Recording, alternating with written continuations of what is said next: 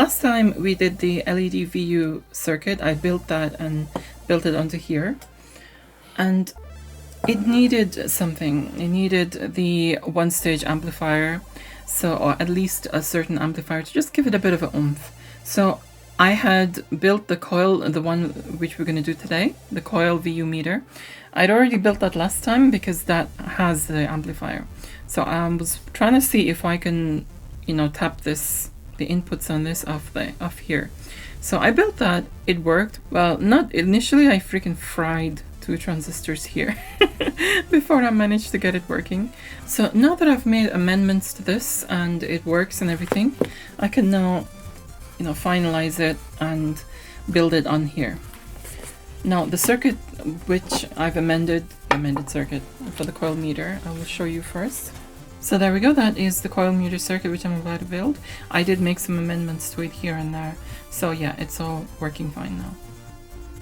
Speaking of electronics, for you electronics enthusiasts who are into PCB design, there is a PCB design contest in progress at PCB Way, and the winners will have prizes of up to $1,000 US. Do check out the details on their site if you're into PCB design, and also do check out their services. So let's get started.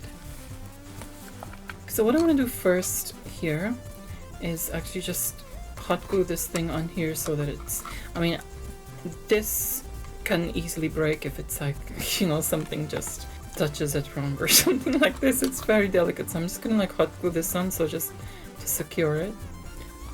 This thing as well just keeps coming out, you know, it's not even fixed on, as you can see. So I think that needs some also. First thing I'm gonna do is just wipe this goodness knows how many freaking 4-decade-year-old glue adhesive from it.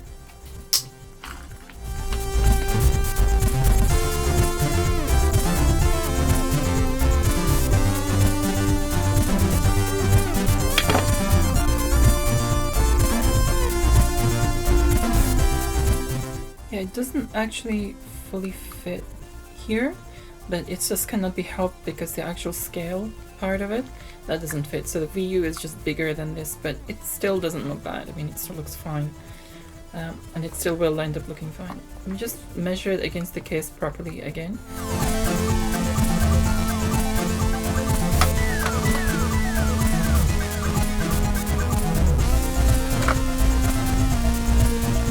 Right, just where I want it before it freaking cools down and solidifies.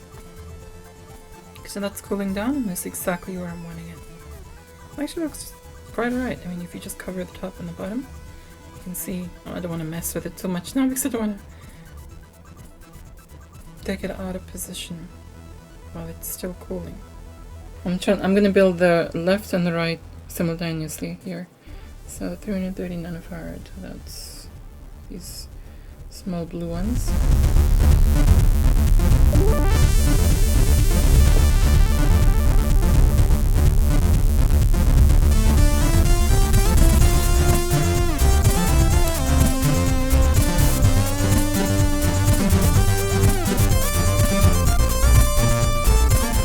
Okay, I'm gonna start soldering now. I don't want to put too many components into it, so I'll just get confused.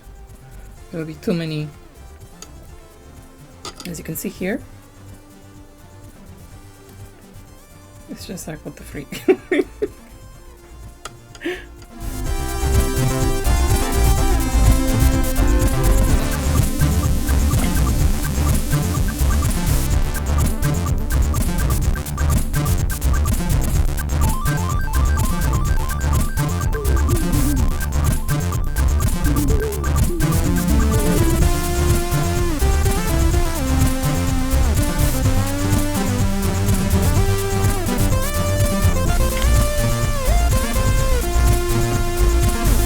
Circuit diagram. This collector, well, both of these collectors of this transistor both have to go to this rail here, which is going to be plus phelps. So let's make a track there and a track here, so they can fit, so they can connect them in.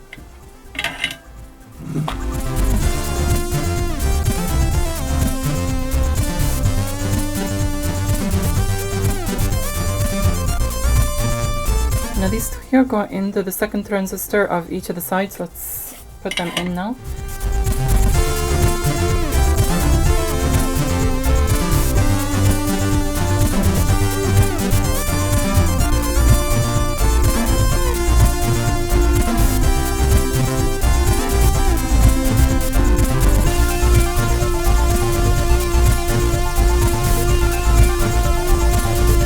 I made a stupid error here.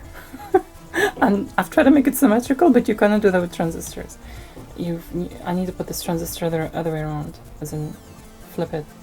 As you can see here, it's pretty congested there.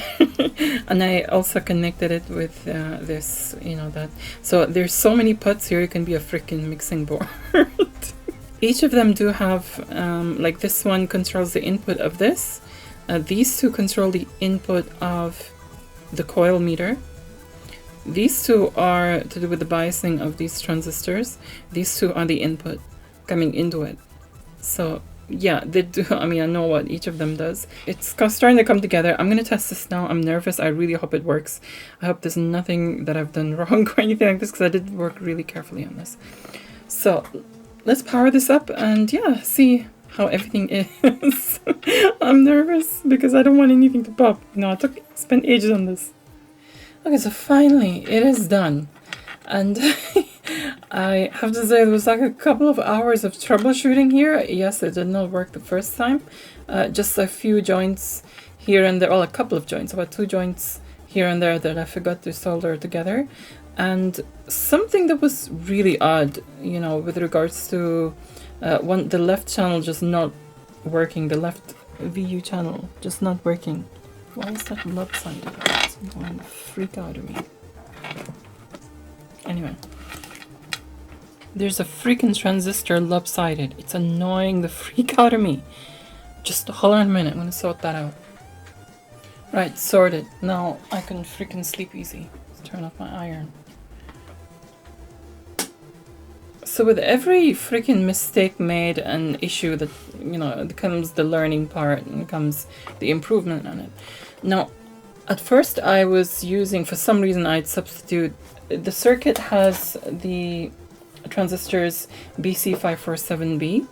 I don't have those, so I substituted for a 2N4401, which had a bit of a weird effect on this.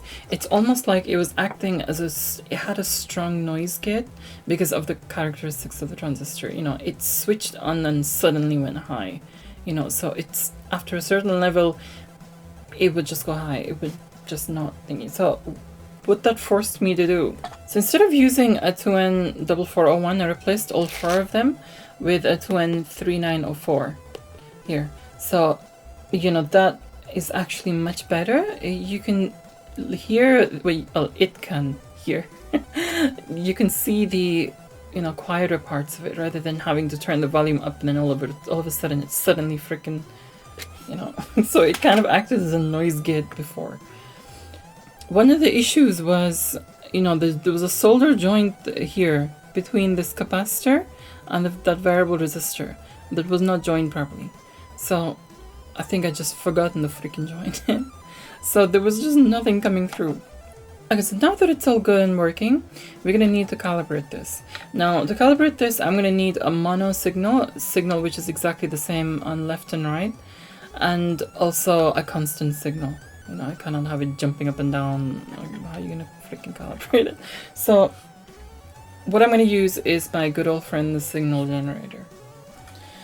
Right, so I'm gonna start the calibration now. What I need to do is, the reason why I'm putting the audio board here is because it provides the 5 volts for the Tada circuit here, the amplifier circuit, and because this board needs 5 volts and 12 volts here. So this needs to be connected to the 12 volt line. Okay, so ground connects to audio ground here from this. Now we need this to connect to both the channels at the same time, so there's 2 terminal pins there. Now this I've put together. As you can see, it's the actual port here. It just makes things so much easier. You can just detach it anytime. So I'm gonna put these where we can see them. Ah!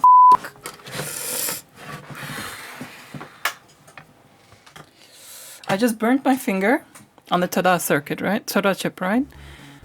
Really badly, actually. It's erased my fingerprint on that point. Okay, I need to run this under a cold tap.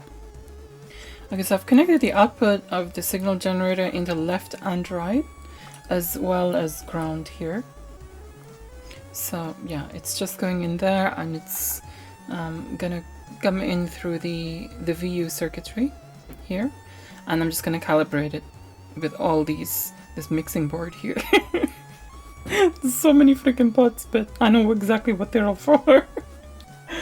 First things first, what I'm gonna do is put this on the right voltage, as in, you know, run it at 14 volts, 14 to 15 volts, because that's exactly what voltage is gonna run at, you know, when it's all put together.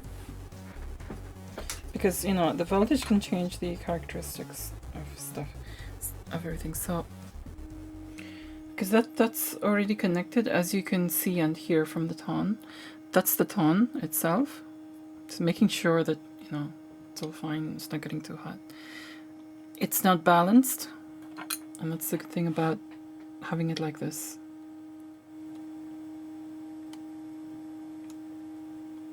What I'm trying to do here is balance these two out, because if you turn this one, it makes this go higher, that go lower.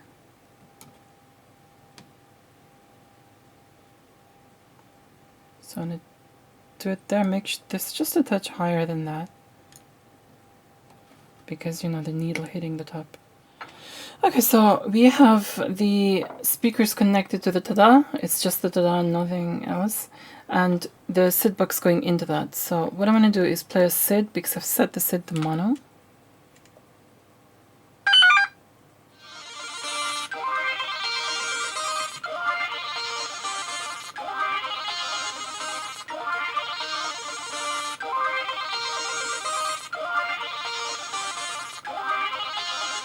So it's mono, I can set both of them.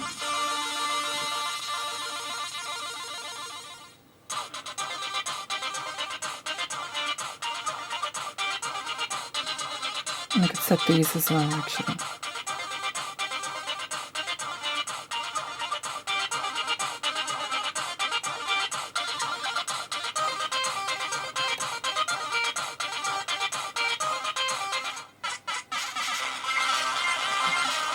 Yay!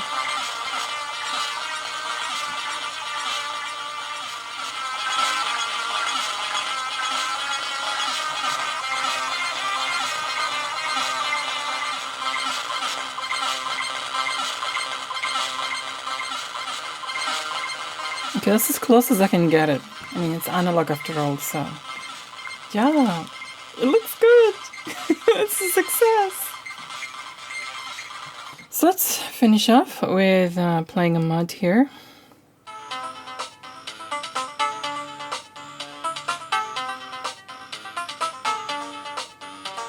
Oh, that looks good.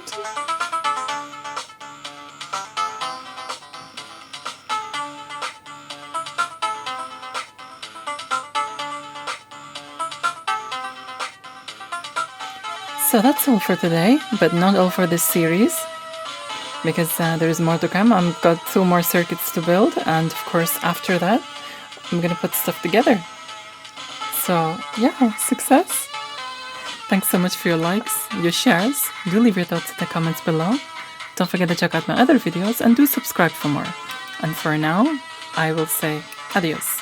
Being a solo, self-made YouTuber without any advantages or favors from others is extremely difficult, so an absolutely huge thank you goes to my patrons for your support, especially my top tier patrons: Electronscape, Axel Dominator, Rich Garboot, Aaron Metcalf, and Chris Sevelinsky.